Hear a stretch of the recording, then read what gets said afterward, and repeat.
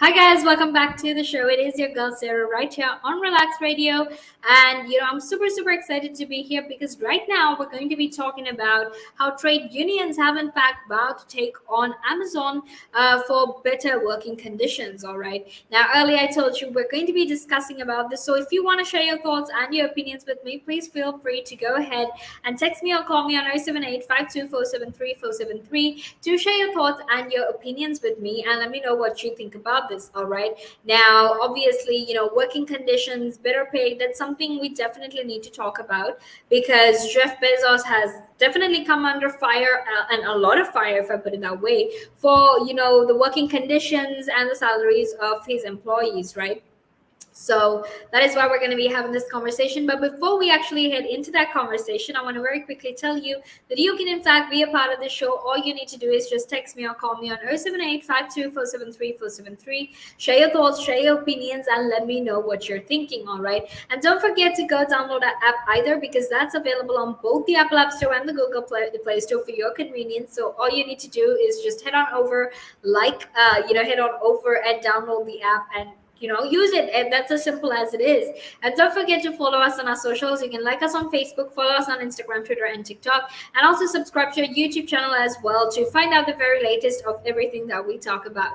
All right, and now let's actually head into our conversation because we are going to be talking about we're going to be talking about how trade unions have vowed to actually take on Amazon for better working conditions. All right. Now, the new leader of one of Britain's biggest unions has in fact vowed to take on Amazon by plotting an international campaign to actually unionize its warehouses and improve conditions for its workers. All right.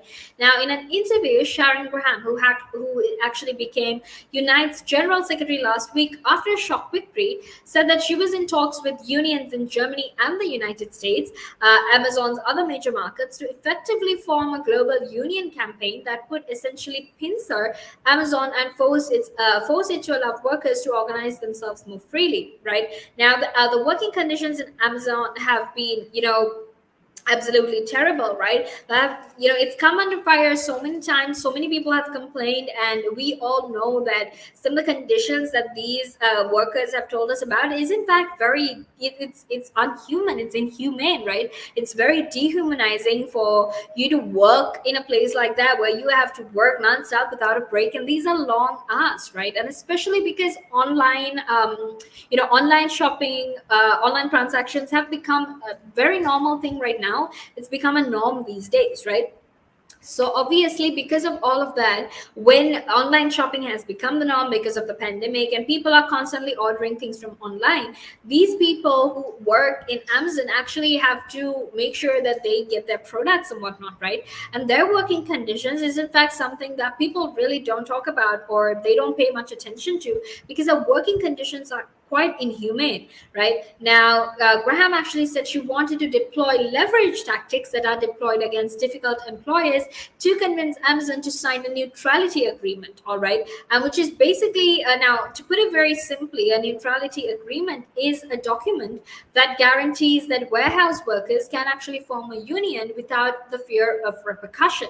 All right, so earlier there was some threats where it basically said, look, you know what, if you're going to if you're going to form a trade union, then that's in fact going to be a big problem, and they were in fact threatened for it, right? So what she wants to do essentially is to have something that is called neutrality agreement, which will actually help these workers form unions without fearing repercussions. All right, and the campaign would also include lobbying governments in all three countries to use their power as major Amazon customers to pressure it into action. Okay, and something else, she said was she's talking to German unions and the American unions because they're in fact the three biggest markets in both web services and e-commerce. All right, so it's important to keep that in mind as well.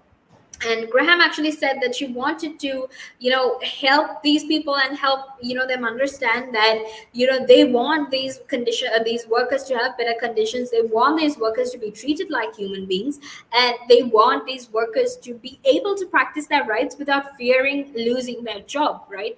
Because like I said, they work in very unfair conditions, all right? So now we're actually going to head into a small break, and after that we will be back to discuss this further. But until then, make sure to stay tuned.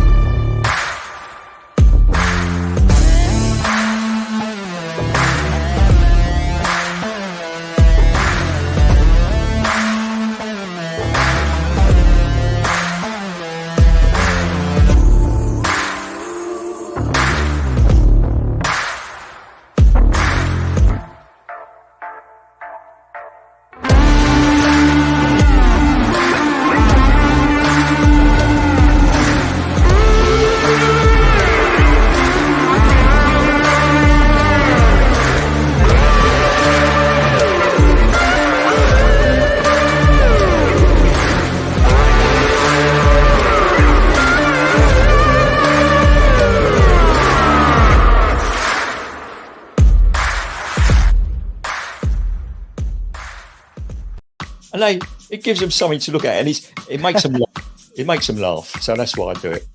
Oh, and it could be a really good pickup line as well. Ladies who ask, "Hey, excuse me, so why are you wearing something so colorful?" I mean, hey, you can always have something up on your sleeve. I mean, got me thinking. You want to stand out. Why do you want to stand out though so much, especially with these kind of shirts when you're riding? There must be a purpose behind it, right? Well, when you say a purpose, Nick, what I do, I wear the shirts, and mainly one because they're nice and bright, so they make me visible, especially if I'm riding on the road. Okay. I mean, yeah, that's very important, right? Because you want cars, yeah. Very important. And also, like, people see me in like calves, and perhaps I shouldn't be saying this on here, I suppose, but in the bar afterwards. All right. And it gives them something to look at, and it makes them laugh. It makes them laugh. So that's why I do it. Oh, and it could be a really good pickup line as well. Ladies who ask, "Hey, excuse me, so why are you wearing something so colorful?" I mean, hey, you can always have something up on your sleeve. I mean, you look like a guy who would do. You know me too well. You know me too well, Nick.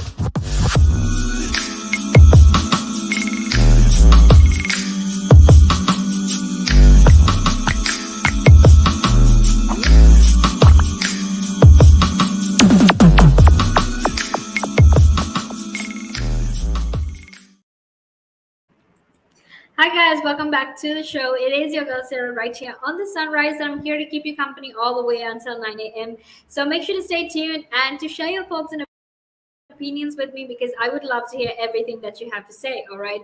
All you need to do is just text me or call me on 078 52473 it's super simple. It's super easy to get in touch with me as well. And while you're doing that, don't actually forget to go like us on Facebook, follow us on Instagram, Twitter, and TikTok, and also to subscribe to our YouTube page. All right. Because that way you can actually find our videos as soon as it happens happens and where it happens and when it happens, because that way you can actually make sure you are updated about all of the latest news that happens in the world. All right, now currently we're talking about how trade unions have vowed to actually take on Amazon for better working conditions for their employees, and why exactly this is important in this day and age, especially because of the inhuman conditions that these workers work in, right? Especially when you have a billionaire like Jeff Bezos that can afford to go to space, I'm pretty sure that you can afford to actually pay all of your employees' salaries and pay much better salaries at it as well. All right. So that is what you need to keep in mind. And before we actually head into that conversation, I want to very quickly remind you our app is available for download on both the Apple App Store and the Google Play Store, and you can actually download it, and it's available completely for free. So you can listen in from wherever it is that you are in the world while you're doing whatever it is that you're doing. All right. And now let's actually talk a little bit about how coronavirus cases in the United Kingdom are in fact 26 times higher than what it was last year. All right. Now, the reason I want to have this conversation is you might think, you know what, this probably can't be happening. And why? Because the truth is people have been vaccinated, right? Last year this time people weren't vaccinated. So how exactly is it then that we still have a rate of infection that is in fact 26 times higher than what it was last year? All right. Now, the truth of the matter is, sure, the infections are high, right? But the hospital admissions and the number of deaths have in fact drastically reduced, right? And the reason I'm saying this is before, last year actually, the number of hospital admissions for a day was in fact 2,300, and there were 1,100 deaths for one day. Okay, right now we basically have about 770 hospital admissions along with 80 deaths for a day. So you can see that there has been a significant decrease rather in the numbers of hospital admissions and deaths, right? So even though we have an increase in the infections, and this is obviously because our country opened up, we have tourists and children are going to school, universities are opening up, and they're probably going to have freshers week next month as well. With all of that in mind, we actually need to understand that when we open up the country, of course the rate of infection are going to increase. All right, so that is why this is happening. But still, scientists have warned that if we don't take necessary steps and we don't take necessary measures, by winter, they'll have to introduce some new social restrictions as well. All right. And make sure to stay tuned because we're going to be heading into a small break right now. And after that, we will be back to discuss this further. But until then, make sure that you stay tuned. The valuations that you place on an asset are always behind you. It's always in hindsight. It's never in front of you. And that's one of the challenges, right? Because you're always valuing what happened yesterday. And what you need is what's going to happen tomorrow. What am I saving or investing for? Why am I doing it? When will I need the money? And how much money do I need? Yeah. So that's quite important, because when you